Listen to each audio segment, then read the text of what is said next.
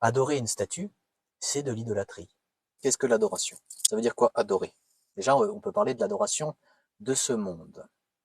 L'adoration qui consiste à adorer un objet, à adorer une discipline, à adorer, je sais pas moi, le sport, son travail, à adorer un être humain, à adorer une star ou une pseudo-star, hein, à adorer une, entre guillemets, une star de la musique, une célébrité. On peut adorer un politique, on peut adorer plein de choses, on peut s'adorer soi-même en fait. On peut être centré sur quelque chose ou sur quelqu'un d'autre que Dieu. Et l'adoration de ce monde existe bel et bien. Ce n'est pas du pipeau, ce n'est pas quelque chose de fumeux ou d'irréel, hein. C'est bien réel, c'est bien là, quoi, hein. On a vraiment le monde qui adore quelqu'un d'autre, ou quelque chose d'autre que Dieu. Et cette adoration-là, ça s'appelle de l'idolâtrie. Adorer un joueur de foot, c'est aussi de l'idolâtrie. S'adorer soi-même, adorer son corps, adorer qui on est, c'est de l'idolâtrie. Adorer l'image qu'on représente, adorer le futur moi en fait, adorer la personne que je veux devenir, c'est de l'idolâtrie. C'est de l'adoration mais mal placée. Ça ne plaît pas à Dieu. En fait, on adore aussi le plaisir, hein. Mais ce que je veux dire, c'est que toute cette adoration-là, elle est mauvaise, elle est malsaine, et elle est marketing. On essaie de vendre cette adoration. Il y en a qui adorent le climat, la météo, l'environnement. On adore tout un tas de faux dieux. On se fait des faux dieux. Il y en a qui adorent le diable, hein, qui adorent des démons. Il y a des tas d'adorations. Et il n'y en a qu'une seule qui est agréée par Dieu. C'est l'adoration de Dieu par Jésus-Christ. Toute autre adoration est de l'idolâtrie. Je répète, toute autre adoration est de l'idolâtrie. Aujourd'hui, on cherche un évangile qui n'est pas l'évangile. On a l'évangile marketing, on a l'évangile sensationnel, on a l'évangile des miracles, où on place le miracle à la place de Dieu, on a l'évangile émotionnel. Ces faux évangiles euh, induisent une fausse adoration, une mauvaise adoration, une adoration du plaisir plutôt que de Dieu, une adoration de l'émotion, de la sensation, de l'expérience. Est-ce qu'on adore l'expérience qu'on a avec Dieu, ou qu'on s'imagine avoir avec Dieu, ou est-ce qu'on adore Dieu par Jésus-Christ? Dieu est clair quand il s'agit d'adoration, et Dieu est clair quand il s'agit de n'importe quel autre sujet, hein. Dieu est clair partout, peu importe le sujet. Et l'adoration, c'est central. En fait, en fonction de qui tu adores, il y a des conséquences spirituelles.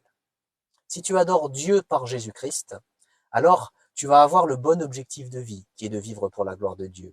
Tu auras Dieu à la bonne place dans ta vie, au centre. Dieu veut tout. Il veut toute l'adoration. Il te veut à 100% pour lui. Dieu t'aime. Et il veut que tu l'adores. Et Dieu désire que l'on fasse cela. Pas pour notre propre bonheur, pour sa gloire. L'objectif de Dieu, c'est la gloire de Dieu. Toute adoration qui n'est pas centrée sur Dieu par Jésus-Christ est un péché. C'est clair, net et précis. Il n'y a pas que ça comme péché, hein. Il y a le vol, le mensonge, l'occultisme, la pornographie, l'idolâtrie, etc. Et une vie sans Jésus-Christ, il est Dieu. Une vie sans Jésus-Christ ne mène pas au paradis. Une vie sans Jésus-Christ mène à l'enfer, là où il y aura des pleurs et des grincements de dents, des souffrances sans fin, une éternité de souffrances sans répit et sans repos, à cause des péchés de ceux et de celles qui ne seront jamais venus à Jésus-Christ durant leur vie, par la foi en lui et la repentance. Eh bien, il y a ou cette fin-là, hein, l'enfer fera partie de la justice de Dieu, ou alors il y a une vie d'adoration pour Dieu, une vie d'adoration de Dieu par Jésus-Christ. On ne peut venir à Dieu que par Jésus-Christ. Le sens de la vie, c'est de vivre pour la gloire de Dieu. Je dis beaucoup ça, mais c'est la vérité en fait. Vivre pour la gloire de Dieu, avoir le bon objectif de vie, être stimulé chaque jour par cet objectif-là. Vivre pour glorifier Dieu, pour la gloire de Dieu, tout le temps. alors peu importe ce qui t'arrive. Mais si tu vis pour la gloire de Dieu par Jésus-Christ, tu y arriveras. Tu y arriveras. Tu y arriveras, tu termineras la course. Dieu est tout puissant, il a tout créé. Il est le maître de l'univers. Il est le créateur. Il est parfait, il est saint, il est bon, il est pur. Dieu donne la paix et la joie hein, à ceux et celles qui viennent à lui par Jésus-Christ. La Bible dit, car Dieu a tant aimé le monde qu'il a donné son Fils unique, afin que quiconque croit en lui ne périsse pas, mais qu'il ait la vie éternelle. Il faut comprendre que Dieu est amour, il est venu en personne, hein, il s'est incarné, je suis en train de te parler de Jésus-Christ, et il a payé l'enfer éternel de ceux et de celles qui viendraient à Jésus-Christ durant leur vie. Il a tout payé pour eux, il est mort pour leurs péchés, il a souffert pour leurs péchés, et Dieu l'a ressuscité au 3e jour. Et donc il n'y a plus aucune condamnation pour ceux et celles qui sont en Jésus-Christ. Si tu veux venir à Jésus-Christ, décider par la grâce de Dieu de croire et de te repentir, alors je t'invite à mettre ton prénom, à écrire ton prénom en commentaire à cette vidéo.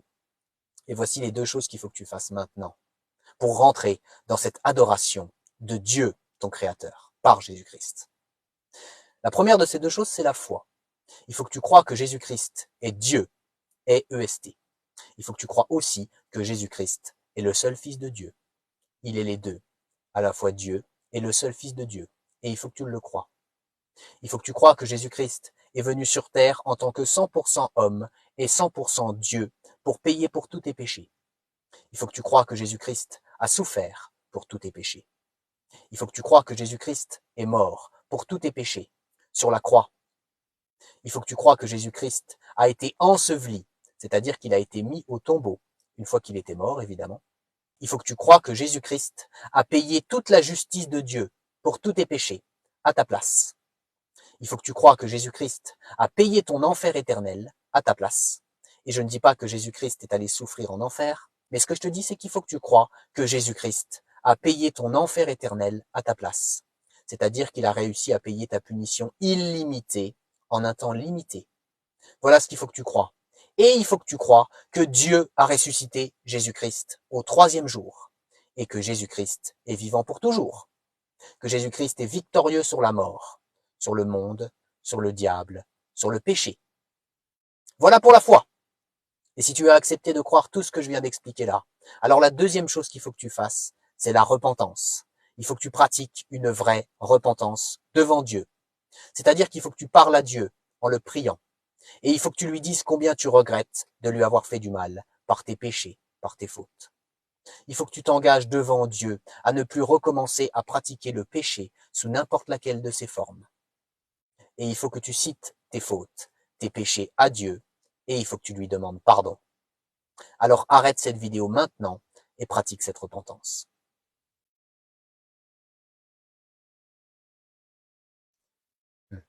Le sens de la vie, c'est de vivre pour la gloire de Dieu.